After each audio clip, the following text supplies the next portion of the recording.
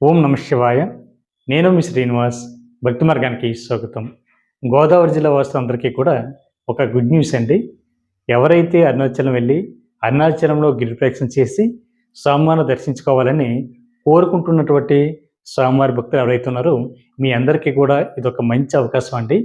శ్రావణ పౌర్ణమి సందర్భంగా మనకి weekly train అయితే అందుబాటులోకి వచ్చింది.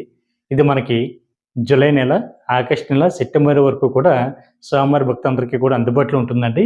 ఈ ట్రైన్ మనకి నరసాపురం నుండి అరుణాచలానికి అయితే బయలుదేరుతుంది. మనకి ప్రతి బుధవారం కూడా నరసాపురంలో మధ్యాహ్నం 1 గంటకి స్టార్ట్ అవి గురువారం తెల్లవారుజామున 5 గంటలకి అరుణాచలం అయితే చేరుకుంటుందండి. ఈ ట్రైన్ నెంబర్ వచ్చేసి మనకి 07219. కాబట్టి ప్రతి స్వామివారి భక్తులు కూడా ఈ అవకాశాన్ని వినియోగించుకోండి.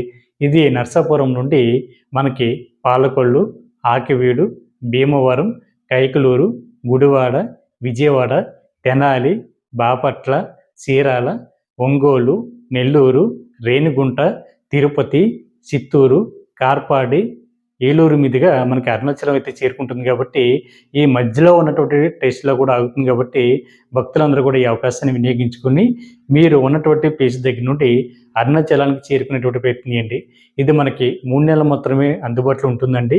శ్రావణ పౌర్ణమి సందర్భంగా మనకి స్వామివారి యొక్క భక్తుల యొక్క తాకిడి అరుణాచలంలో ఎక్కువగా ఉంటుంది. కాబట్టి ఈ అవకాశాన్ని స్వామివారి భక్తులందరూ కూడా ఉపయోగించుకోండి.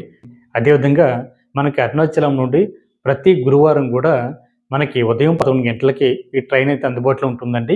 మనకి అక్కడి నుంచి వచ్చి ఇక్కడికి చేరుకోవడానికి తెల్లవారుజామున 2 అవుతుంది.